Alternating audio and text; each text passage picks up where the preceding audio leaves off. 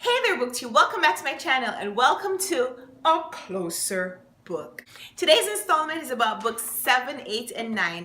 Sula is the first book that we're going to talk about. This is a novel written by Toni Morrison. It is set in the early 1900s in a town called Medallion.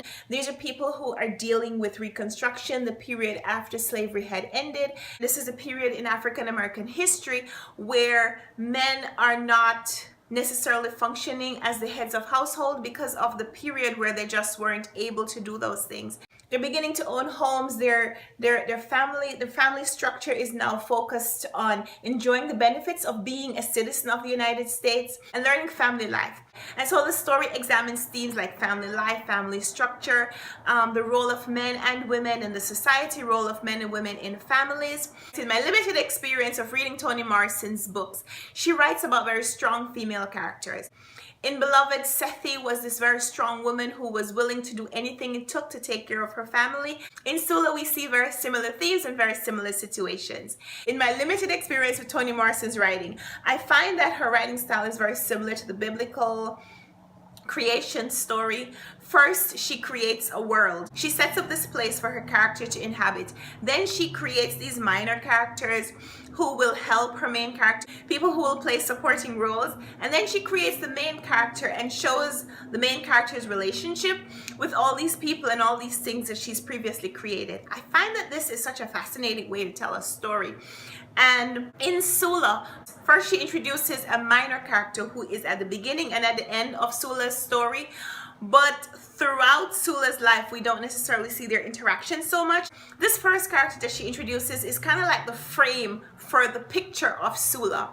It's very hard for me to explain Toni Morrison better than Toni Morrison could write herself. So I'm going to read a passage to you from the novel, page 52. This is where we're seeing Sula and her best friend Nell, and their relationship is being described. And it says, so when they met, first in those chocolate halls, and next through the ropes of the swing, they felt the ease and comfort of old friends, because each had discovered years before that they were neither white nor male, and that all freedom and triumph was forbidden to them. They had set about creating something else to be. Their meeting was fortunate, for it let them use each other to grow on. Daughters of distant mothers and incomprehensible fathers. Sula's because he was dead, Nell's because he wasn't. They found in each other's eyes the intimacy they were looking for. Nell Wright and Sula Pierce were both 12 in 1922, wishbone thin and easy-assed. Nell was the color of wet sandpaper, just dark enough to escape the blows of the pitch-black True Bloods and the contempt of old women who worried about such things as bad blood mixtures and knew that the origins of a mule and a mulatto were one and the same. Had she been in a lighter skin, she would have needed either her mother's protection on the way to school or a streak of mean to defend herself. Sula was a heavy brown with large quiet eyes, one of which featured a birthmark that spread from the middle of the lid toward the eyebrow, shaped something like a stemmed rose. It gave her otherwise plain face a broken excitement and blue blade threat, like the keloid scar of the razored man who sometimes played checkers with her grandmother. The birthmark was to grow darker as the years passed, but now it was the same shade as her gold-flecked eyes, which to the end were as steady and clean as rain. Their friendship was as intense as it was sudden. They found relief in each other's personality. Although both were unshaped, formless things, Nell seemed stronger and more consistent than Sula, who could hardly be counted on to sustain any emotion for more than 3 minutes. Yet, there was one time when that was not true, when she held on to a mood for weeks, but even that was in defense of Nell. And that was how Toni Morrison introduced their relationship. And you see how, even though Sula is the main title character of the story, Nell plays such an important part because Nell is the one who is her friend. Nell is the person who exposes Sula's true personality, Sula's true characteristics. And so throughout their lives, we see Sula in relation to Nell, as well as to these other people in her life. Even if you don't fully understand or accept her ways, you sympathize with her character because of all these other minor characters that are displayed, all the choices that are made by these other people in her life. And you see how they affect her, how she becomes the person that she is. And so you kind of weep for her when she goes through what she goes through in the end of the story. And it is such a wonderfully written book. If you haven't read any Toni Morrison, I really think that you should pick one up. I gave Sula a 5-star rating. Book number 8 is Rooms I Never Finished by Agha Shahid Ali. This was a poetry collection by this Kashmiri writer, and most of the poems in the collection are written in response to his mother's passing. His mother was sick. She came to the United States to seek treatment, but unfortunately she didn't survive. And so as he is returning to Kashmir, taking his mother's body back to her homeland to be buried, and just enduring all the experiences that came with the loss and the funeral and having to find a way to move on. A lot of the poems are in response to this death, this loss. All the poems were tinged with sadness, and so even though I understood and empathized with the emotion that this writer was trying to project, I felt a little overcome by sadness, and I don't like when books take me down so far. And so even though the writing was impeccable, the poetry was just so pregnant with meaning, I ended up rating it 4 stars. I do want to share with you maybe one of my, I don't know if I should say my favorite poem, but one of the poems that impacted me probably the greatest from the collection. I want to read it to you right now. What will suffice for true love not? Even the rain? But he has bought grief's lottery, bought even the rain, or glosses wanting in this world. Can you remember anyone when we thought the poets taught even the rain? After we died, that was it. God left us in the dark. And as we forgot the dark, we forgot even the rain. How did the enemy love you with earth, air, and fire? He held just one thing back till he got even, the rain. I thought the writing was impeccable. The poetry was just so meaningful. The storyline drew me in.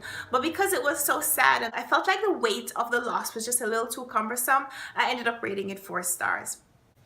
Book number 9 is Miss Spitfire by Sarah Miller. This historical fiction is a novelized account of Anne Sullivan meeting Helen Keller and teaching her to communicate even though she has been rendered both deaf and blind.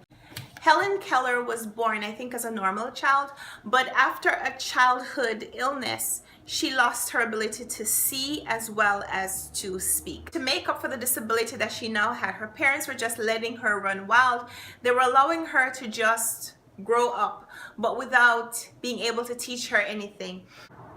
And so they recruited Anne Sullivan, who at one point had been legally blind herself, but had undergone an operation that allowed her to be able to see much better, to be able to interact. And so because of her inability, she was now able to communicate with Helen Keller in a way that other people couldn't. The novel is loosely based on letters that Anne Sullivan wrote. A lot of her correspondence was lost in fires and other events over the years. And so this became a fictional novel, not a biography. There were things that I liked about the book. I liked that both people in the story had disabilities. Anne Sullivan being able to overcome hers with the surgery, but also passing on that ability to overcome to Helen Keller, and being so instrumental in the person that Helen Keller became to our society. Even though she faced those handicaps so early in life, she went on to become a public speaker. She was able to write, and she went on to become such an important historical figure. And so I really like that. There were things though that really struck me as odd reading this book. You could tell that it was from a very different time period. When they recruited Anne Sullivan to act as kind of a governess to Helen Keller, she slept in the same bed with her. They hugged and kissed and so on. It was very strange to think that, you know, you could recruit someone to live in your house to take care of your child while you're there, and that this person becomes so physically close to this 6-year-old child. It was a pretty interesting read, and I was glad that I read it, but I thought that the subject matter was a little heavy for children. There were aspects of the book that were just very difficult to read. You understand that drastic measures have to be taken to teach someone who is both deaf and blind to communicate with the world. And so it's easy to look back now and see the positives that came out of that experience. I can't imagine what it must have been like for the parents to have let their child go and know that some of these things that were happening were actually happening to their child. So at the end, I rated this book 3 stars. I didn't love it, but I was glad that I read it. It had been on my shelf for a long time. It had been on my TBR for a long time. And I am glad that I know a little bit more now about the Helen Keller story. So I rated this book 3 stars. So I'll tell you 3 things that I liked about it. I thought the cover was very interesting. It also has Braille right here, so right in front of the title. A person with a visual handicap would be able to interact with this cover. So I like that. I don't know Braille myself, so I don't know if this is actually really Braille or just a cover, but I'm assuming that it's Braille. I'm assuming that it is correct. I like that the story was written in a pretty simplified form. I enjoyed reading the story that involved a person who was just so prominent in American history. I like things about the story, how they showed Miss Spitfire becoming Miss Spitfire, how she overcame the challenges in her life to become the person that she was. So things that I didn't like about it. I didn't like the way that she treated Helen in order to teach her.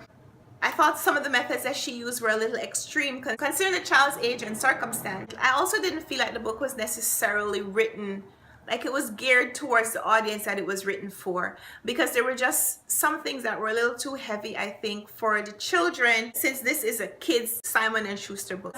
But in the end, I was glad that I read it. Thanks for watching this edition of A Closer Book. Let me know in the comments if you've read any of the books that I talked about today. Thanks for watching. Subscribe if you're not already, and I'll talk to you later. Bye!